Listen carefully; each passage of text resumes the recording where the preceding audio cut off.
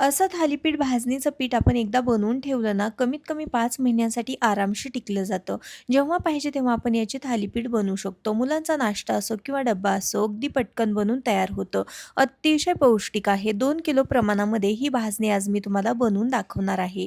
त्याचबरोबर त्यापासून थालीपीठ देखील तयार करणार आहोत. 2 किलो प्रमाणामध्ये थालीपीठ भाजणी बनवण्यासाठी कोणकोणती कडधान्य लागणार आहेत आणि किती प्रमाणामध्ये लागणार आहेत ते पाहूया. वजनी आणि कप असं दोन्हीही प्रमाण सांगितलेलं आहे. ज्वारी 600 ग्रॅम आहे, कपने मोजली तर 2.5 कप आहे.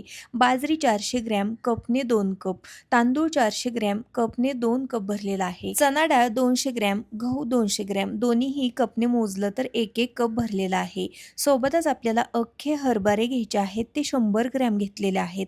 कपने अर्धा कप भरलेले आहेत. उडीद डाळ आणि मूग डाळ 50-50 ग्रॅम घेतलेले आहे, कपने पाव-पाव कप भरलेले आहे. ही सर्व कडधान्य एकत्रित केली तर वजनी 2 किलो कडधान्य आहे. सर्व कडधान्य मी स्वच्छ नीट करून घेतलेले आहे. हवं असल्यास तुम्ही एखादं सुती कापड ओलं करून त्याने ही कडधान्य पुसून घेऊ शकता. मसाल्यांमध्ये इथं मी धने 4 टेबलस्पून 30 ग्रॅम घेतले, जिरे 4 टेबलस्पून 20 ग्रॅम आहेत. भाजणीमध्ये मी हळकुंड वापरलेले नाहीत. हवं असल्यास तुम्ही 20 ते 25 ग्रॅम हळकुंड देखील यामध्ये घालू शकता. ही भाजणी आपल्याला भाजल्यानंतर डायरेक्ट ताटामध्ये न काढता अशी ही सुती कापडावरती काढून घ्यायची, त्यामुळे कडधान्यांना पाणी सुटत नाही.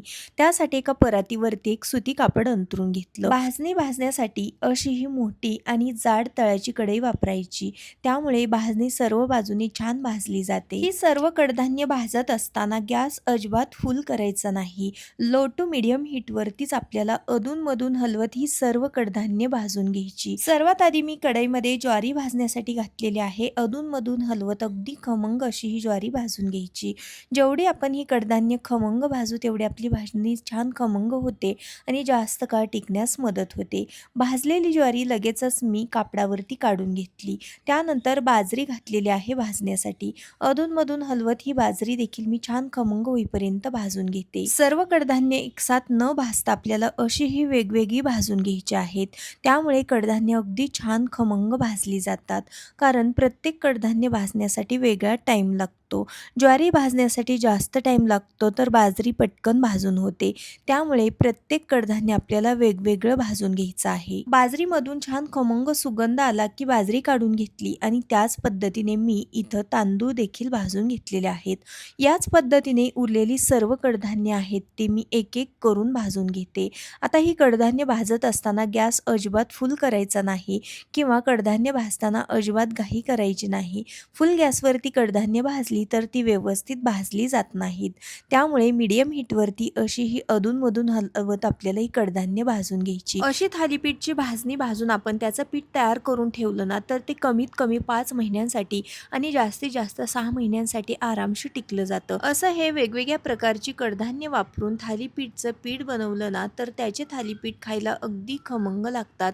त्याचबरोबर अतिशय खुसखुशीत बनून तयार होतात. सांगितलेलं प्रमाण परफेक्ट वापरून तुम्ही हे थालीपीठचं भाजणीचं पीठ बनवलं ना, तर थालीपीठ अजिबात चिवट किंवा वातड येत नाही. अतिशय खुसखुशीत बनून तयार होतं.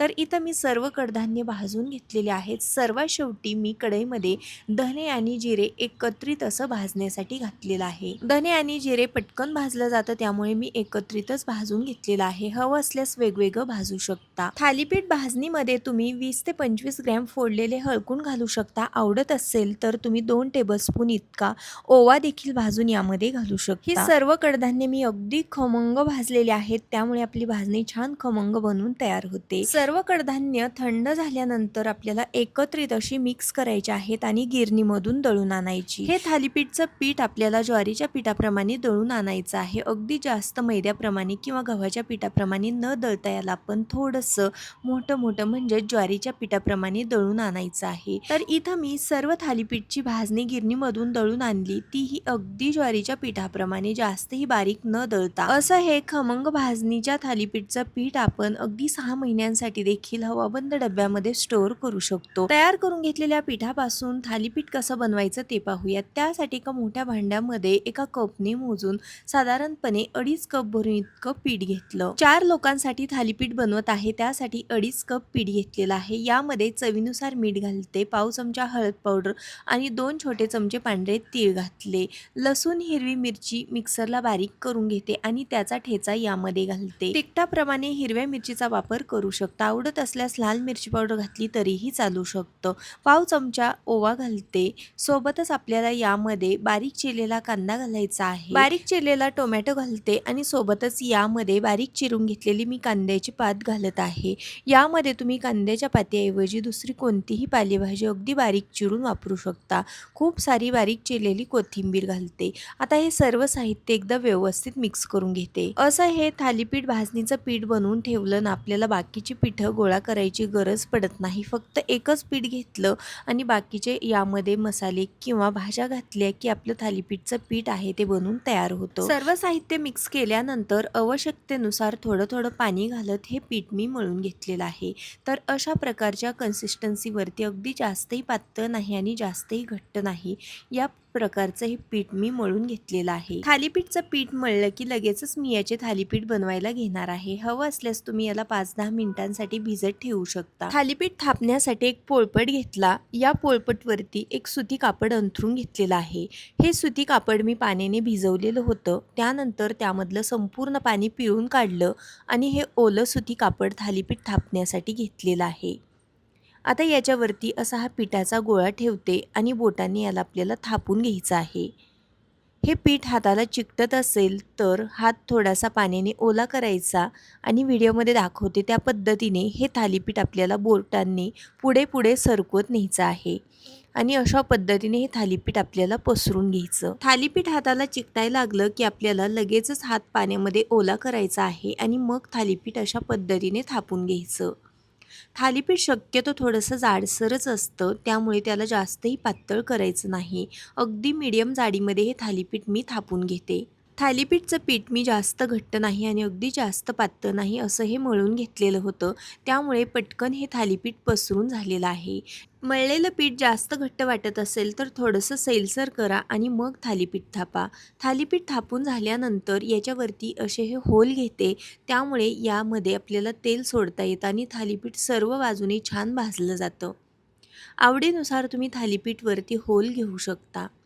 थालीपीठ भाजण्यासाठी मी अगोदरच तवा गरम केलेला होता आणि तव्याला थोडंसं तेल देखील लावलेलं होतं. तव्यामध्ये अलगद असं हे थालीपीठ भाजण्यासाठी घातलं. त्यानंतर वरच्या बाजूने आपल्याला थोडंसं तेल सोडायचं आहे आणि हे थालीपीठ एका बाजूने भाजलं की दुसऱ्या बाजूने पलटून घ्यायचं. आवडीनुसार तेल, बटर, तूप लावून मीडियम गॅसवरती अलटून पलटून हे थालीपीठ आपल्याला छान खमंग खरपूस असं भाजून घ्यायचं. त्यानंतर तुम्ही बघू शकता थालीपीठला रंग काही सुंदर आलेला आहे. बघता क्षणी समजत आहे की थालीपीठ किती खुसखुशीत झालं असेल ते. याच पद्धतीने मी दुसरं देखील थालीपीठ थापून आणि भाजून घेतलं. त्यानंतर तुम्ही बघू शकता थालीपीठ किती खुसखुशीत बनवून तयार झालेलं आहे. या पद्धतीने भाजणी तयार करून त्यापासून थालीपीठ बनवलं ना, तर अगदी खमंग आणि खुसखुशीत बनवून तयार होतं. एकदा नक्की ट्राय करा. व्हिडिओ आवडला असेल तर व्हिडिओला लाईक, शेअर, सबस्क्राईब करायला विसरू नका. भेटूयात नेक्स्ट व्हिडिओमध्ये. तोपर्यंत बाय.